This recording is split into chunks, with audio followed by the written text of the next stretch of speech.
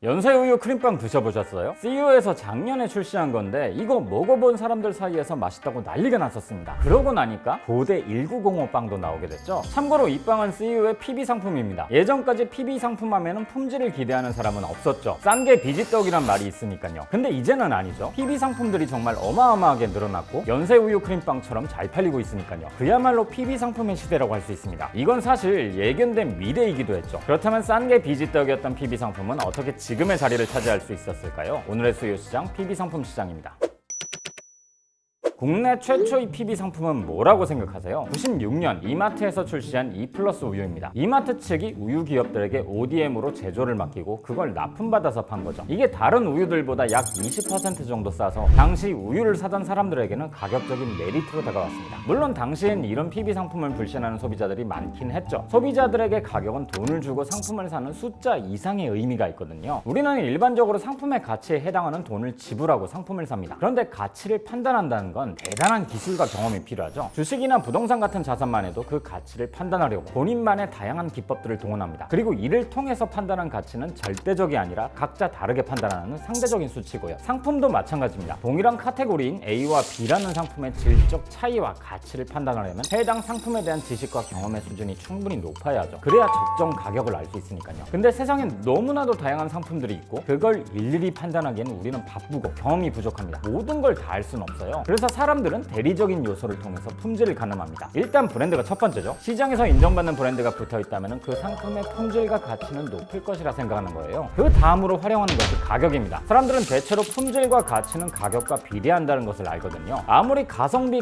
하지만 그건 어디까지나 그 가격 치고 괜찮은 거지. 그보다 더 비싼 상위 등급에 비할 정도는 아니거든요. 그런데 이마트의 E+ 우유의 경우는 이 두 가지 요소에서 다 열이라는 것이 단점이었죠. 일단 브랜드에서 기존의 우유 브랜드에 비해서 명백히 뒤처지는 신생 브랜드인데다 가격이 다른 상품들 대비 훨씬 저렴하니까 뭔가 안 좋은 상품일 거라 생각하는 사람들이 많았거든요. 물론 반대로 모든 상품이 동일하고 상태만 다를 뿐이라고 생각하는 사람들도 있습니다. 이 사람들은 가격이 구매를 정하는 결정 요소로 작용하기 때문에 이 E+ 우유를 사는데 아무런 거리낌이 없었겠지만 모두가 그렇진 않았던 거죠. 하지만 이런 PB 상품이 저렴하다고 해서 마냥 품질이 뒤떨어진다고 보기는 어렵습니다. 왜냐하면 PB 상품들은 제조사의 제조를 의뢰해서 납품받은 상품이거든요. 물론 저원가 재료를 사용해서 비용을 줄인 거 아니냐고 하실 수도 있겠지만 사실 PB 상품이 가진 가격 절감의 핵심은 영업과 광고비의 절감입니다. 기존의 제조사들이 멋진 상품을 기획하고 생산하더라도 결국은 이걸 팔아야 하는데 그러려면 우선 유통 채널에 상품을 납품해야 하죠. 이 과정이 그야말로 전쟁입니다. 판매 매장을 뚫는 것도 일이고 매장에서 소비자들에게 노출이 잘 되는 명당 자리를 받는 것도 일이거든요. 또 이렇게 판매망을 뚫었다고 하더라도 판촉 프로모션이나 광고도 해야 하니까 이 모든 과정에서도 많은 비용이 들어갑니다. 그런데 국내에서 처음으로 PB 상품을 등장시켰던 대형마트는 그럴 필요가 없었어요. 소비자들은 늘 대형마트로 찾아오고 있고 마트가 자신들의 것이기 때문에 좋은 공간과 매대에서도 노출도가 높은 부분에 자신들의 상품을 깔아두는 데는 사실상 비용이 들지 않았거든요. 특별히 광고를 하지 않아도 이런 부분에서 절감한 비용으로 저렴한 가격을 내세우면 사람들이 관심을 가지게 되니까 그 자체로 바이럴 광고가 되기도 하고요. 이건 유통사들이 대형화를 통해서 규모의 경제를 갖추면서 판매를 위한 강력한 플랫폼이 되었기 때문에 가능한 일이었습니다. 유통사들도 단순히 다른 기업의 상품을 받아다 판매하는 것에서 그치는 것이 아니라 자사의 상품을 판매하면서 매출과 이익을 더 크게 늘릴 수 있기도 하고요. 이런 이유 때문에 우리나라 대형마트들 이전에 미국과 유럽 선진국의 거대 유통기업들이 하나같이 PB 상품을 만들어서 이미 판매를 해왔던 거죠. 그리고 국내 유통기업들도 PB 상품 판매를 늘리기 시작했고요. 시간이 지날수록 소비자들도 PB 상품이 가진 품질과 대형 유통사가 만들었다는 브랜드에 대한 신뢰를 가지면서 PB 상품의 비중도 점점 늘어나기 시작했습니다. 특히 이런 트렌드는요. 2008년 글로벌 금융위기 이후의 불경기로 인해서 소비자들이 가격에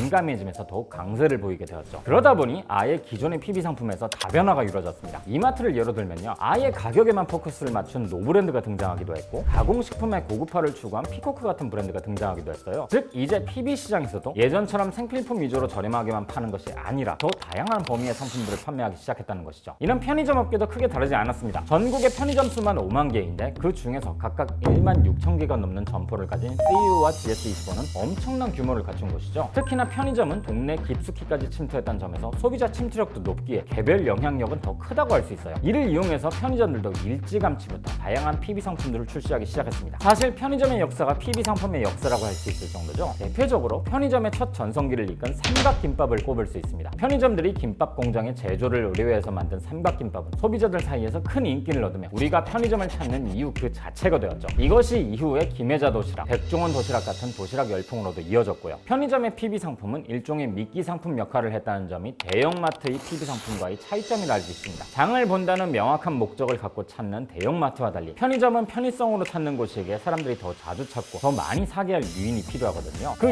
유인용 상품으로 저렴한 삼각김밥과 도시락들이 역할을 했던 거죠. 도시락과 삼각김밥은 수익이 거의 없지만 소비자들이 다른 먹거리도 같이 구매하기 때문에 이를 통해 방문율을 높이고 해당 구매 금액을 높이는 거죠. 같은 PB 상품이라도 목적과 활용이 다르다는 것을 보여주고 있습니다. 편의점의 PB 상품은 2010년대 들어서 한 차례 더 발전을 이뤘습니다. 편의점을 주로 찾는 젊은 소비자들의 취향에 맞춰 트렌디하고 독특한 상품을 출시하기 시작했는데 GS25의 오모리 김치찌개 라면이 대표적이죠. 2014년 12월에 출시된 이후 하루 2만 개 이상 팔려나가는 GS의 대표 상품 중 하나입니다. 컵라면 매출 순위에서도 이미 다른 브랜드를 추월해서 10년째 선두를 유지하고 있기도 하죠. 또 여기서 더 나아가 다른 브랜드와의 컬래버레이션을 활용한 PB 상품들도 나오기 시작했습니다. 시작에서 언급했던 연세 우유 크림빵이 그 케이스죠. 이러한 PB 상품들은 기존의 유명 제조사 상품들에 익숙해진 소비자들에게 새로운 신선함을 안겨줬고 이를 접해본 소비자들이 품질에 만족하기 시작하면서 나름 탄탄한 팬층을 형성하기도 했습니다. 이러한 변화는 단순히 유통사에서 상품을 출시했다 이상으로 중요한 의미를 갖습니다. 기존의 유통사들 사이에서 차별화의 요소가 생겼다는 것이죠. 사실 이전까지 유통사들 간의 차이는 크지 않았습니다. 브랜드의 차이가 있긴 했지만은 판매 상품이 거의 동일하기 때문에 소비자들이 특정 유통사 브랜드를 선호한다는 개념이 자리 잡히기 어려웠죠. 하지만 PB 상품의 등장과 함께 고급화와 트렌디화가 이루어지면서 기존의 제조사 상품을 선호하는 소비자들이 있는 것처럼 PB 상품을 선호하는 소비자들도 탄생했습니다. 이런 소비자들 입장에선 그 상품을 구매하기 위해서 그 상품을 만든 유통사를 이용해야 할 이유가 확실히 생긴 거죠. 2010년대 이후 본격화된 이커머스 플랫폼들도 너도 나도 PB 상품을 출시하고 있습니다. 쿠팡의 경우 탐사와 곰곰 등 10여 개에 달하는 다양한 카테고리의 PB 브랜드를 출시했고 컬리와 카카오톡도 PB 상품을 출시하고 있죠. 이러한 이커머스 플랫폼들은 소비자들의 구매 패턴과 같은 데이터를 빠르게 축적해 나가고 있다는 점에서 향후 더 강력한 영향력을 보일 것으로 추정되고 있습니다. 특히나 플랫폼들은요, 작은 액정 화면에서의 노출이 매우 절대적인 영향력을 갖는다는 점에서 PB 상품의 본격화와 그 파급 효과가 기존 레거시 유통사들에 비해서도 더 강할 것이란 전망도 많고요. PB 상품은 제조사와 유통사의 주도권 싸움에서 유통사가 승리했다는 것을 보여주는 하나의 상징입니다. 덕분에 유통사는 단순히 제조사의 상품을 판매해주는 채널이 아니라 제조사와 경쟁하는 경쟁자가 된 것이죠. PB 상품은 짧은 시간 사이에 엄청난 발전을 보이고 있습니다. 그래서 앞으로 얼마나 더 발전할 건지 궁금한 시장이기도 합니다.